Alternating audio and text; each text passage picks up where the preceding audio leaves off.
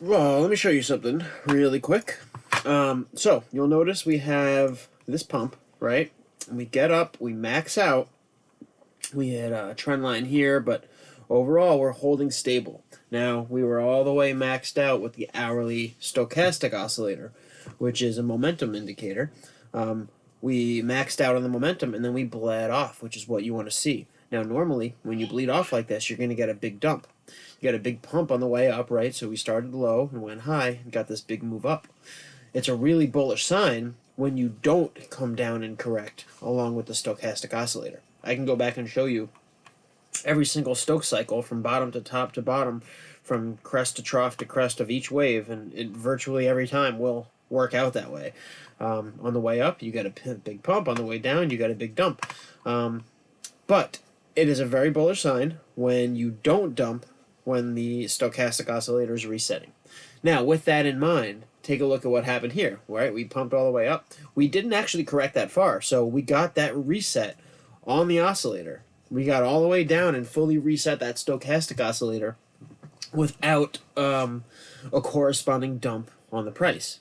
So that is a very bullish sign. But the other thing that I want to show you, and the reason why it's particularly relevant in this case, is I want to look at the last few times we had pumps like this, right? So we have this pump. We're holding stable at the top, making a decision on what to do next. We're going to make another move up or come down. Now, since we're bottomed out on the stochastic, that usually, right, look at this, bottomed out on the Stoch, big pump. Bottom out on the Stoch, big pump. Bottom out on the Stoch here, pump. Bottom out here, pump. Bottom out here, pump. Bottom out here, small pump, but still pump. Bottom here, pump. Bottom here, pump, right? Every single bottom on the stochastic oscillator, you're going to get that pump. It's just a function of how big it is, right? How big of a bullish move do you get? So if we look at the last several times, we had a sort of similar price action to what we have here, where we have this bullish move up. Like look here, for instance, we had this big pump up, right? Stoch was bottomed out right here, big pump, all the way to the top of the stochastic was the top of this pump, just like here. So we have the bottom to the top, from the bottom to the top of the Stoch, bottom to the top of the price. The difference being is in this case, we didn't get that hard reset.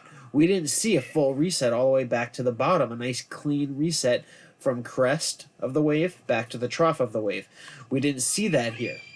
And we continued up, and that actually did remain bullish. Look at, this time, for instance, same thing. We had that move up, and then we had a more substantial dump back down along with that stochastic, right? That's what we didn't have this time. We didn't dump back down on the price. In this case, right, same thing. Bottomed out on the Stoch, bottomed out on the Stoch, big pump to the top of the Stoch, right?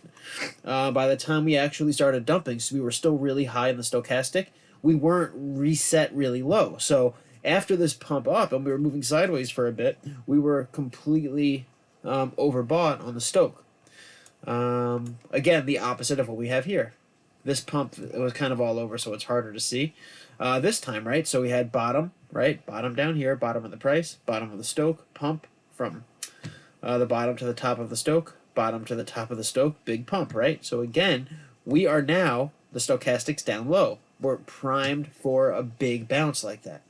But what's particularly relevant, again, is in each one of these instances, we had that big move up, and we either had a big drop to bring that Stoch back down, or we dumped with that Stoch still really high. And again, none of these instances have price action like this with that same oscillator formation, where we are at the top of this pump without ever correcting, and we have a reset Stoch ready for another push-up. That's why I'm so bullish here. Everything about this is screaming bullish short term. Now you have to factor in that on the 4-hour, we're turning bearish, right? So we're just getting to the top. We haven't fully reversed yet. So we're probably going to have a fair-sized dump. You can see like this big pump up, right? Same thing as the hourly on the 4-hour to the top of the Stoch. That was the top right here, all the way at the top. Then we had this dump to bring us back down on the 4-hour. Then we had that next wave up from the bottom to the top of the Stoch. Look how that dotted line lines up, right? From here, the top, all the way to the top here. and then a big dump. So since we're overbought on the stochastic on the 4-hour, we're probably going to get a pretty nice dump back down. But the reason I'm so bullish short term is because of the hourly. And you have to factor in time frames too. In addition to knowing when you see an analysis on Twitter, you have to know what time frame you're looking at. Sometimes I'll say, oh, I'm really bullish here, and some idiot will say, oh, you're wrong, we're going down. And I'm like, okay, well, we just broke out for a 7% run. And he's like, so you're still wrong. We're still going to go back down to 6,200. And it's like, but how do you say I was wrong? Exactly what I predicted happened. People tweet analyses, and they just assume that whatever they're seeing is based on their own bias and their own time frames. So when I'm showing you a chart, it's important to know what time frame I'm discussing so you know what to look at, right? You know what to expect. In this case, we are going to get a bigger dump back down based on the 4-hour. But before that happens, I am very, very confident we're going to get another push up. I think a very likely and potential target would be to draw a new trend line like this. And that could be an ideal target, right? So pump up to about 72.50. That might be a perfect target because once we get up there, we'll be maxed out on the Stoch, on the hourly, to match up with the 4-hour, so we'll have confluence across multiple time frames. When the 1-hour and the 4-hour are both maxed out on the Stoch, that's when you're most likely going to get a dump. In this case, the 4-hour is overbought, right? The Stoch's high and it is starting to reverse, but the 1-hour is so bullish that what that tells me is within this window before that 4-hour dumps, we're going to get one more pump from the hourly. Once the hourly is all the way at the top and it matches up and you have confluence between the hourly and the 4-hour, that's when you're going to get that dump. Hopefully that clarifies. You can see why I'm so bullish right now. Short term, again, based on the hourly, very bullish based on the hourly. Everything about this move up is telling me it's not done yet. I went back 3 or 4 times. We probably looked at like 6 or 7 pumps, right? And every one that we looked at, not a single time did we get a bullish move up like this without correcting on the price action to correspond with the dip and reversal on the momentum indicator, which is the stochastic oscillator.